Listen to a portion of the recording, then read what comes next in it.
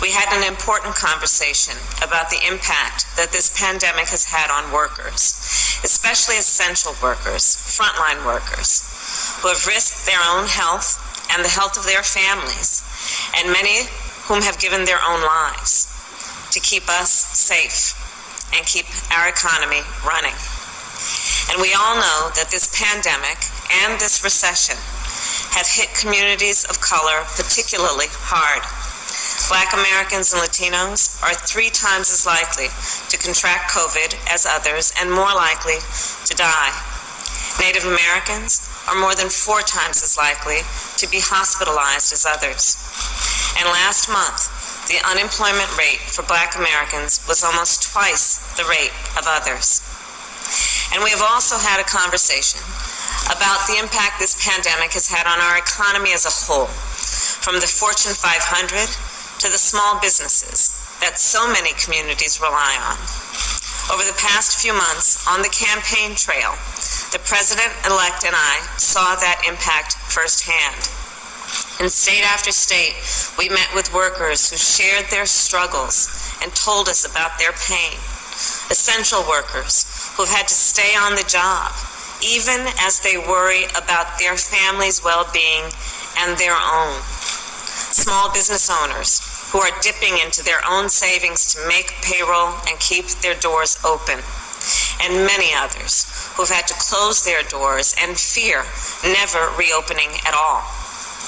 Their stories have stayed with us, and the President-elect and I are focused on building our country back better for them and all Americans. And as I said the night we won this election, now is when the real work begins, the necessary work, the good work of getting this virus under control, saving lives, and beating this pandemic, and opening our economy responsibly while rebuilding it so that it works for working people. And we will do it by protecting the health and safety of our workers and creating millions of good-paying union jobs, from auto and construction jobs to domestic workers and caregiving jobs to service and hospitality jobs. The road ahead, it will not be easy, but the President-elect and I are hitting the ground running because we all know the challenges facing America today are great. The American people deserve no less, and we don't have a moment to waste. And now it is my incredible and great honor to introduce our President-elect, Joe Biden.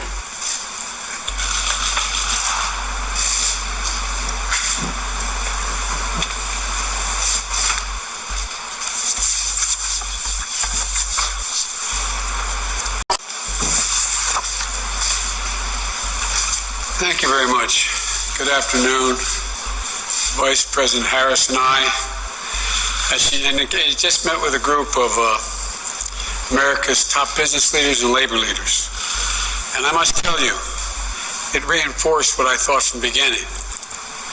We're ready to come together. The unity was astounding.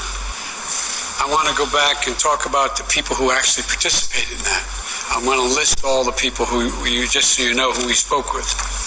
Number 1, there was Mary Barra, CEO of General Motors, Brian Cornell, CEO of Target, Mr. Nadella, CEO of Microsoft, Rory Gamble, President of the UAW, Mary Kay Henry, President of SEIU, Mark Perone, President of the UFCW, Lee Saunders, President of AFSCME, and Sonia Singhal, President of GAP, Richard Trumka, President of the AFL-CIO. It was really encouraging, quite frankly, to get people, business and labor, together, agreeing on the way forward, which I'm convinced the American people will be ready to do when they hear what we have in mind. And I'm very pleased that they all came together around the same table to advance areas of common ground, and we agreed we're going to continue these conversations. They represent very different perspectives, but I'm convinced that we can all come together around the same table to advance areas of common ground, which are really, I wish you could have all heard the conversation. It was really encouraging. And that's what we were ready to discuss today. We all agreed that we want to get the economy back on track. We need our workers to be back on the job by getting the virus under control. We're going into a very dark winter. Things are going to get much tougher before they get easier. And that requires sparing no effort to fight COVID so that we can open our businesses safely, resume our lives, and put this pandemic behind us. It's going to be difficult, but it can be done. And they all agreed. That means rallying the country behind a national strategy with robust public health measures like mandatory masking, widely available testing with rapid results, scaled up production of life-saving treatments and therapeutics, and safe, equitable, and free distribution of the vaccine. It's great news that Moderna and Pfizer have each come up with vaccines that are in excess of 90% effectiveness. And getting the vaccine and a vaccination, though, are two different things. Everyone on our call today and our Zoom today agreed that the sooner we have access to the administration's distribution plan, the sooner this transition would be smoothly moved forward. And, as we battle COVID, we also make sure the businesses and workers have the tools, the resources, the national guidance, and health and safety standards to operate safely. And we can do that. We can bring Democrats and Republicans together, work with business and labor to deliver those necessary resources. And for millions of Americans who've lost hours and wages or have lost their jobs, we all agreed on our call that we can deliver immediate relief and it need be done quickly. Affordable health care for millions of people who have lost it or are in danger of losing it. Child care, sick leave, family leave, so workers don't have to choose between work and family. Corporate America agreed on this today, the folks on the call. We need support to support small businesses and entrepreneurs that are the backbone of our communities, but are teetering on the edge. And we all agreed on the urgent need for funding for states and localities to keep frontline workers and essential workers on the job. Vital public services, running law enforcement offices, educators, first responders, like we did in the Recovery Act of 2009, saving literally millions of jobs. There's a reason why the federal government is able to run a deficit, because the states must balance their budgets, and they're in real trouble. You're going to see hundreds of thousands of police officers, firefighters, first responders, mental health clinics. You're going to see them going out of business. Right now, Congress should come together and pass a COVID relief package like the HEROES Act that the House passed 6 months ago. Once we shut down the virus and deliver economic relief to workers and businesses, then we can start to build back better than before. We talked about how we have an opportunity to come out of this stronger, more resilient than we were when we went in. And I wish you could have heard corporate leaders and the major labor leaders singing this from the same hymnal here. Throughout the campaign, I laid out my Build Back Better plan. We laid out our plan. That an independent analysis put out by Moody's, a well-respected Wall Street firm, projected would create 18.6 million jobs. We talked about the need to own the electric vehicle market. We talked about climate a lot, building 550,000 charging stations, creating over 1 million good-paying union jobs here at home. The need for a federal government to invest more in clean energy research. It's based on a simple premise. It's time to reward work, not just wealth in America. We're going to have a fair tax structure that makes sure the wealthiest among us and corporations pay their fair share. Our plan will create millions of good-paying union jobs in manufacturing, building the vehicles, products, technologies that we're going to need for the future to compete with the rest of the world. From autos to our stockpiles, we're going to buy American. No government contract will be given to companies that don't make their products here in America. To secure our position as a global leader in research and development, we're going to invest $300 billion in the most critical, competitive new industries and technologies, creating 3 million good-paying jobs. And the corporate American technology firms like Microsoft on the call, they all agreed. We can make sure our future is made here in America. And that's good for business, and it's good for American workers. We can also modernize infrastructure, roads, bridges, ports, 1.5 million new affordable housing units, high-speed broadband we talked about, for every American household, which is more important than ever for remote learning, remote working, telemedicine in the 21st century. Building a digital infrastructure to help businesses, healthcare workers, first responders, and students. $100 billion to rebuild our crumbling schools. They talked about the need, the business community talked about the need to invest in HBCUs and community colleges. Retrofitting 4 million new buildings, or old buildings, retrofitting them, making them new. Weatherizing 2 million homes. Building more climate resilient cities and towns.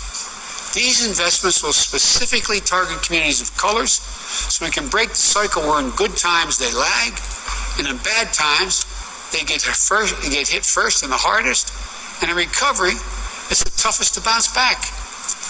These are the kinds of investments that are going to strengthen our economy and our competitiveness, create millions of jobs, union jobs, and in doing so, will respect the dignity of work and empower the voice of workers. You've heard me say it before. My dad, when he lost his job in Scranton, eventually moved to Wilmington and got a good job. He'd say, Joey, a job's about a lot more than a paycheck. It's about your dignity, respect, your place in the community. It's about being able to look the kid in the eye and say, honey, everything's going to be okay. When we build back better, we'll do so with higher wages, including a $15 minimum wage nationwide, better benefits, stronger collective bargaining rights that you can raise a family on. That's how we build back the middle class better than ever. That's how we make sure workers are treated with the dignity and respect they deserve. I can go on. You can tell I was very encouraged by our conversation. But the point is this. There's so much we can do. The only way we do any of this is if we work together. I know we can do this.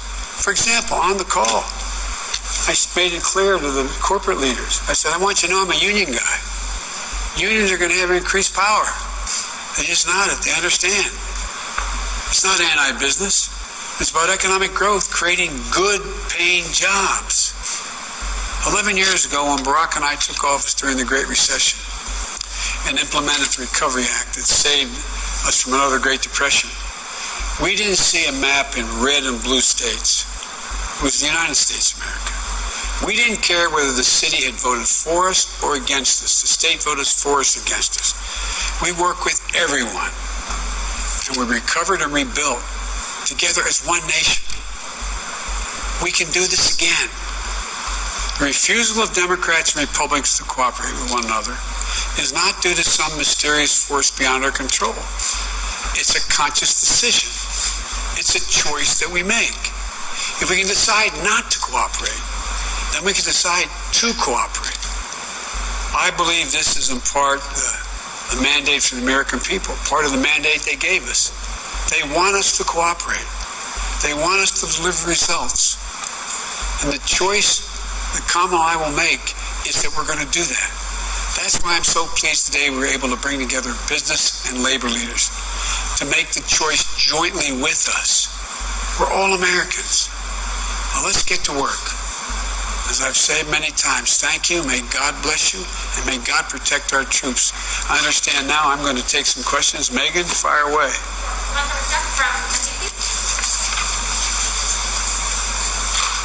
Thank you, President-elect Biden, Vice President-elect. Look in the wrong direction, sorry. Good to see you. I want to start with a question about your pandemic planning and then a question about your economic plan.